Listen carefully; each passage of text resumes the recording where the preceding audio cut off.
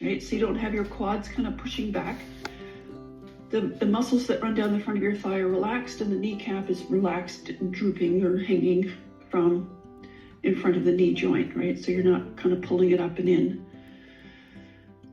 Relax the pelvis so that there's no kind of, there's when you need to see it, you're not tucking under, right? Just relax, let your belly go, let your ribs fall forward and down, arms hang by your sides. You can slide your head up and back into lengthen the back of your neck a little bit. And just see if you can take an inch or two forward with the standing leg without losing your balance or, having to shift any body parts forward or back in space to maintain your balance. I'm getting a good stretch through that calf now. I don't usually even feel a stretch in this exercise, so I think it's been a few days since I've done this. A few more seconds and then we'll switch.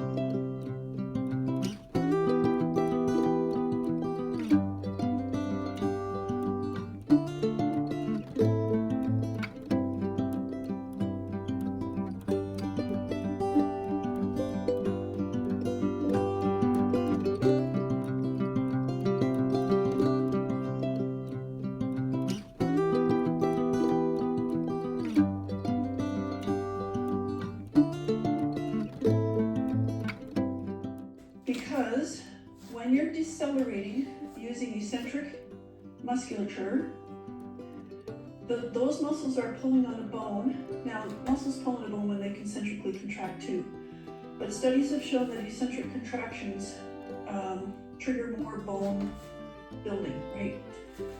So the bone health is better with eccentric contractions. So what we're doing here, Paulette, is I'm gonna stand and I'm gonna try and take a bigger step out instead of that kind of just in front of me. I'm gonna try and step out as far as I can and then break my fall, okay? I'm kind of already out of mat here, so step out as far as I can, and break my fall. So my left leg is a little better than my right. So the second part of your question was impact, and we're going to do that next, okay? So there's kind of two ways to build bone. One is with vibration, and which we're going to do next, and one is with eccentric contractions, okay? So let's do this one more time now. We're taking up a little bit of a larger step than you had earlier. Okay, do you see the balance part of that?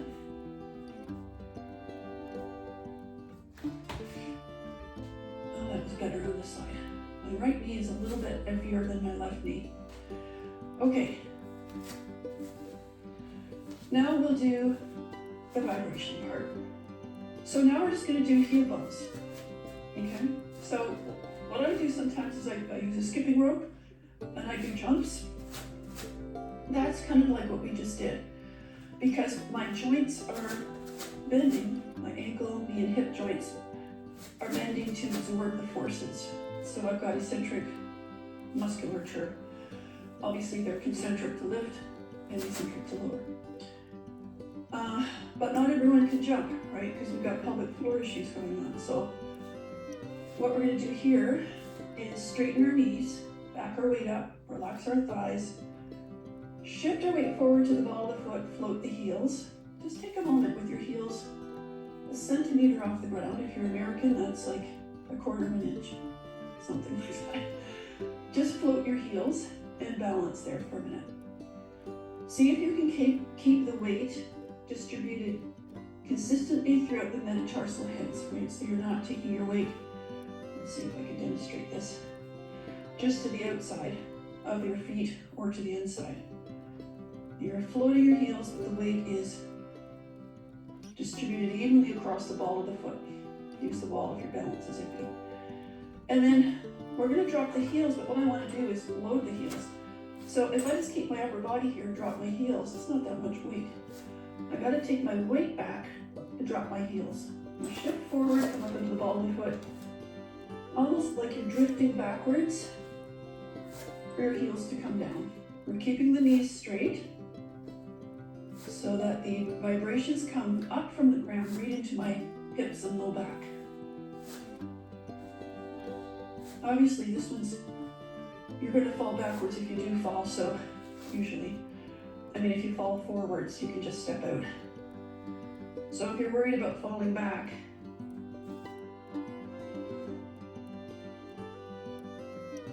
too far. We're not trying to go all the way up to standing again. You can just float your fingertips and reach from the wall. Oh boy. My hands are sweaty. Oh, okay, you can step forward. Like that.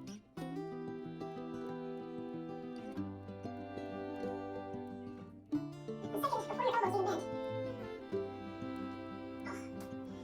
So when we press off and land, that impact is if you have the hand transferred up to the shoulder. But it's only transferred up to the shoulder if it doesn't pull your shoulder blade back as well, right? So try to keep the shoulder blades wide as when you land. So let's try that. You can always step a little closer here. I'm a little bit unsure about this the first time. I know, bend my elbows to lower, press away and then, land. Shoulder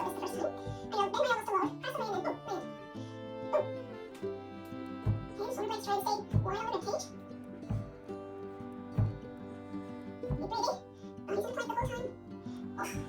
You have to work to get at them. You never know what the case means I'm doing. You can do work. My arms are a little tired from something else I've been doing, so. It's all heavy. My upper body weight being borne on my arms, there isn't that much challenge to my back musculature. So shift your weight back, lift your hands, and already you'll feel your back muscles working a little harder. And slowly come up and try to stop when your legs are vertical, so you're not going to come all the way through. So we think of this as a hip exercise because obviously it is. It lengthens the hip. They extend your spine. So when you're flexed over, the back muscles pull you upright. And a lot of times we're kind of in a hyperkyphotic position. So I want you to, without pushing your bottom ribs forward, keep your bottom ribs stacked right over the front of your pelvis. And slide your head up and back just gently. Hip hinge. And this time, don't take your hands to the chair. Just hold it there. You don't have to come over too far.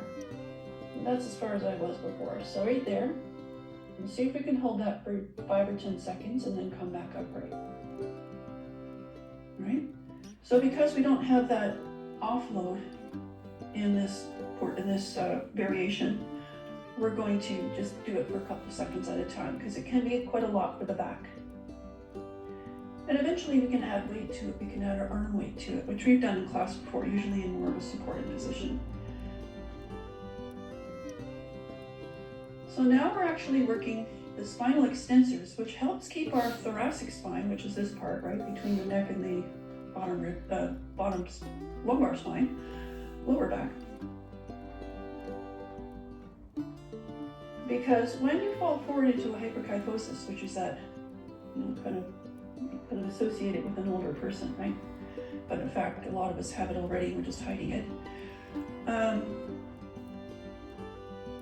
So just keep doing your hip hinge up and back, nice and slow. Remember, as you're going forward, your muscles, when they're not working eccentrically here because there's no change in length, they're working isometrically. And if you can, just hold it for a few seconds at the bottom, 5 to 10, let's say. So when you're in that hyperkyphotic curve, or that forward curve, the anterior vertebrae, which is the front of the body of the vertebrae, are at risk for compression fracture because they're being compressed, okay? So it's the lack of strength of your extensors that are allowing this. And a lot of times we think, oh, the solution to that is to extend close to the front edge. So my sit bones are right here. They're really close to the edge, okay? This is all glute. This is all butt behind me. So my sit bones are actually pretty close, and like an inch to the front of the chair. My feet are about shoulder distance apart, pointing straight down the mat, right? They're not turned out. And I'm going to hinge forward. So there's your hip hinge again, right? We're taking that same lumbar curve forward, and I'm going to press down through my heels and come to standing. Now, watch me for a second. Look at the length of this bone here, right? It puts my knees almost higher than my hips. So I'm in kind of a deep squat already. And in order to come up out of this chair, I need to actually displace my upper body, but also create a little momentum to come up out of the chair. So what that means is if I'm coming back down, I'm going to come back down to about here, and then I'm going to fall. So watch this.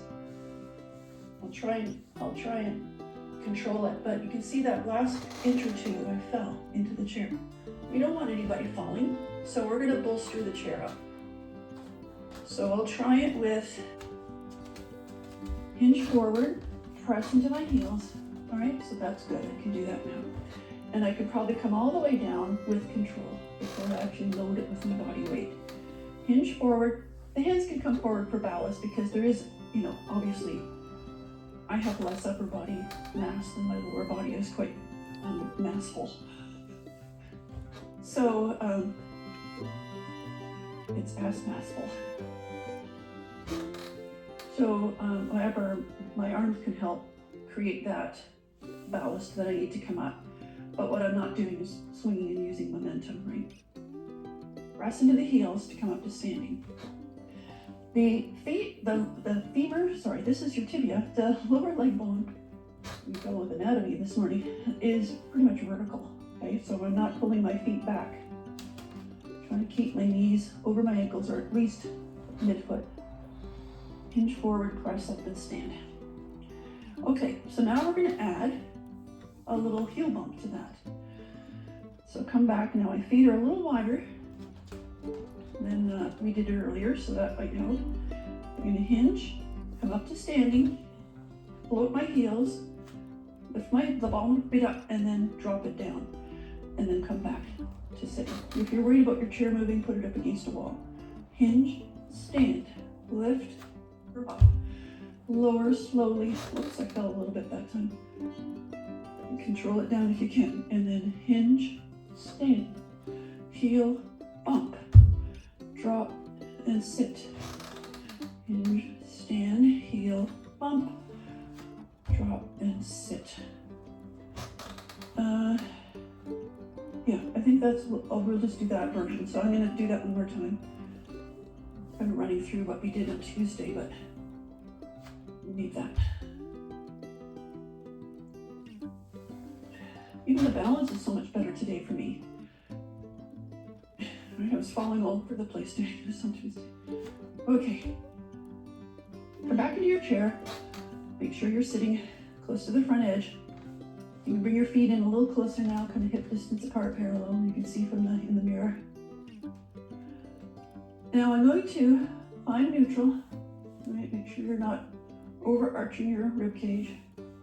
Your bottom ribs are stacked right over there's my thumb is on my ribs. My fingers on my ASAS, which is the stichioti bone on the front of my pelvis. And you can see they're stacked vertically. I don't have my ribs out in front. Okay, now I'm going to bring one knee up towards my chest and then the other. Just lift one knee and then the other.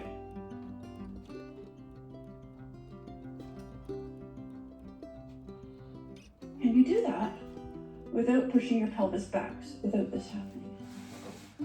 Right where my bra strap is, touching the floor, there it is. The bolster, the blanket was a little low. Pushing, there we go. Ribs are down, legs are straight.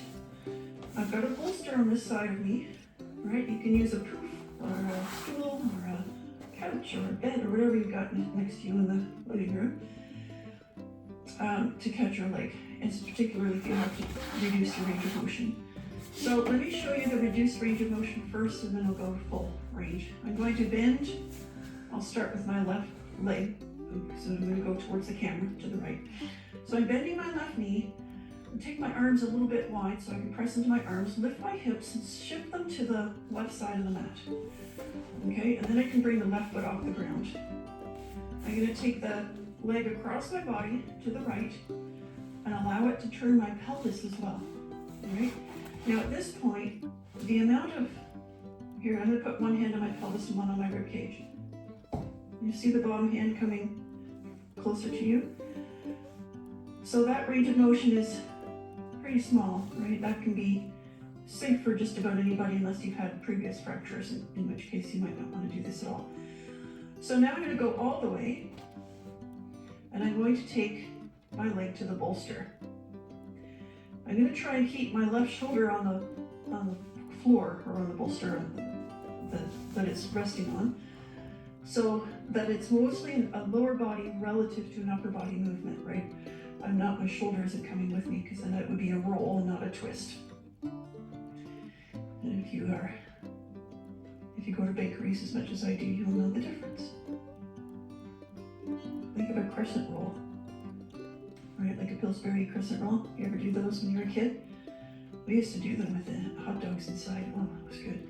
You'd make a slit in the hot dog and put cheese in it, and then roll it up in a Pillsbury crescent roll, and put it in the oven. Oh, that was the best. I used to eat like crap when I was a kid, but I eat everything. Anyways, that's a roll. And a twist is like a licorice twist or a cinnamon twist where, you know, one end is going one way, one end is going the other. So in this case, we're twisting. So this is so beneficial for so many reasons. Digestive reasons, core length, get some length back into the core abdominal muscles, but it also of course pulls on the smaller muscles of the spine and the vertebrae. All right, let's bring that foot back behind us. Bring the other knee up, push into your feet, center your pelvis. If you're using the bolster, you can bring it to the other side. And you can always use a bolster with blankets on it or a block or something. You can build it up if you need to. Take your arms out. I'm going to straighten my left leg now. ribs are on the floor. Press into this foot, drag my pelvis to the right and put it back down on the edge of the mat, closer to the outside of the mat. Bring the right leg in the air. Small range if that's all you're doing, is just, you can see how much my hip is lifting. Just a little. That's fine, you can just do that exercise. Or you can go further, and of course you can go to full range, which is as far as you can go without this shoulder also lifting. Okay. So we're kind of, our pelvis perpendicular to our rib cage would be the goal, but at least the upper rib cage, because obviously our whole rib cage won't still be on the ground. I'll just stay here for a few breaths. Okay, one more exercise after this, and it's kind of a variation on our psoas that we've been doing, our psoas release at the end of every class that we've been trying to do. Sometimes we run out of time, but I just wanted to kind of do a couple of weeks where we ended every class with a psoas release so that it became more of like an experiment for you to feel like, oh, what's it like if I do this regularly, you know? Because it is one of those exercises that is quite beneficial if you do it regularly. So is this one. This one and psoas release are kind of the best. Or if you're going to do, you know, if you don't know what to do or you only have 5 minutes, just do a twist or a psoas release. Just bring that foot back, bring the other knee up, center your pelvis. Now I'm just going to stay in this configuration of bolstering here, but I'm also going to have your knee. Let me see, I'll get that. A block, and I've got a bolster on this side. I'll use a block on this side. So whatever you've got, you can use a half dome, you know, that you do your calf stretch on or anything at all. A blanket, a pillow from your decorative pillow. So I'm going to bring my knees and my feet together, and then I'm going to let my knees drop apart. Sometimes this is called a cobbler stretch, okay, so you can hear it referred to as that sometimes in classes. So I'm letting my knees fall, and actually that feels pretty comfortable to me. So I used to be really uncomfortable in this exercise where my groin muscles would just be screaming, and then I would take a block or something and just pop it under my leg, not to really lift the leg up higher, but just to take the strain off the muscle a little bit. So I always like to have a bolster nearby for. You don't have to have the same thing on either side, because you can push it further out or pull it further in if you